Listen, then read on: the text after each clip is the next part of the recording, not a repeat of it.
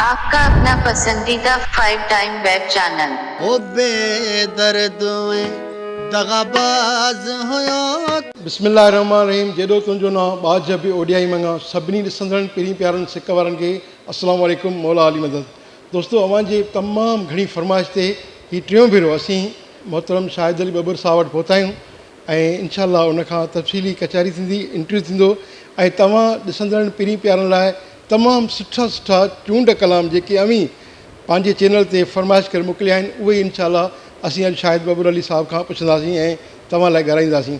उनखां अॻु में जिन बि दोस्तनि असांजे चैनल खे हींअर जॉइन कयो आहे त महिरबानी करे असांजे चैनल खे लाइक कंदा, सब्सक्राइब कंदा, शेयर कंदा त जीअं असांजो सभ खां पहिरियों ईंदड़ वीडियो तव्हां ताईं पहुचे। अचो त तव्हांजी असांजे सभिनी हर दिलि अज़ीज़ फ़नकार ऐं असां सभिनी जो प्यारो फ़नकार मोहतरम शाहिद अली बबर साहब सां गुफ़्तगू जो आगाज़ कंदो। सर अस्सलामु अलैकुम, मौला अली मदद। सखी पीर मौला अली मदद। वालेकुम सलाम। शाहिद अली बबर साहब, जेको बि सिंध जो नओं फ़नकार आहे मथे उभरे पियो अचे पियो त उहो बि चाहे थो त आऊं शाहिद अली बबर साहब थियां। त अवां जॾहिं शाहिद अली बबर थिया आहियो त पंहिंजी महिनत सां जफ़ाकश सां थिया आहियो त उहो मैसेज असांजे नौजवाननि खे, नवनि फ़नकारनि खे ॾींदा त शाहिद अली बबर थियणु सोलो कमाई या उन लाइ जाखोड़ करणी पए थी, महिनत करणी पए थी? ऐं इहो ॾाढो ॾुखियो सुवालु कयो अथव वॾो, पर इहा सुठी ॻाल्हि आहे। इहा कोशिशि बि सुठी ॻाल्हि आहे। कोशिशि चवंदा आहिनि कामयाबी जी कुंजी आहे, पर इहा तमामु बहितरु ॻाल्हि आहे।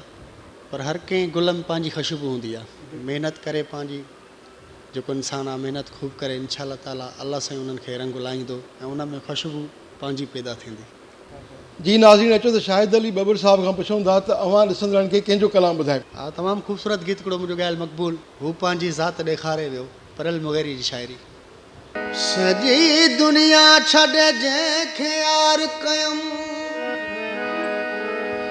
सभु पंहिंजा छॾे जंहिंसां प्यार कयमि, चवे परल मुग़ैरी सोई दुश्मन थी वियो, अखियूं ॿूटे जंहिं ते एतबार कयऊं।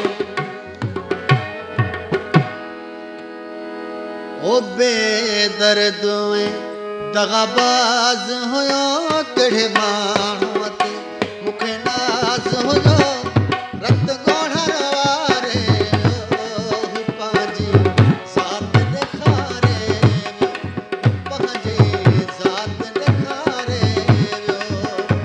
बेदर्द दगाबाज हुयो, कहिड़े माण्हूअ ते मूंखे नाज़ हुयो, ओ रत ॻोढ़ण वारे पंहिंजी ज़ात ॾेखारे वियो, पंहिंजी ज़ात ॾेखारे वियो।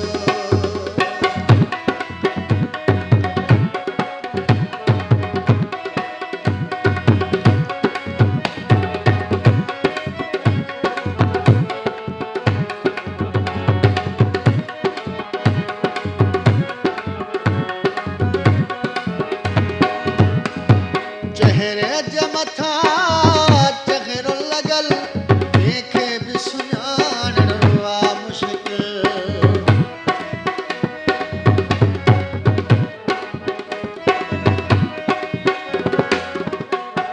चेहरे जे मथां चहिरो लॻल, कंहिंखे बि सुञाणणु आहे मुश्किल। कहिड़ो कंहिंजी दिलि बेगुमान वॻे पई कान ख़बर, अरमान वॻे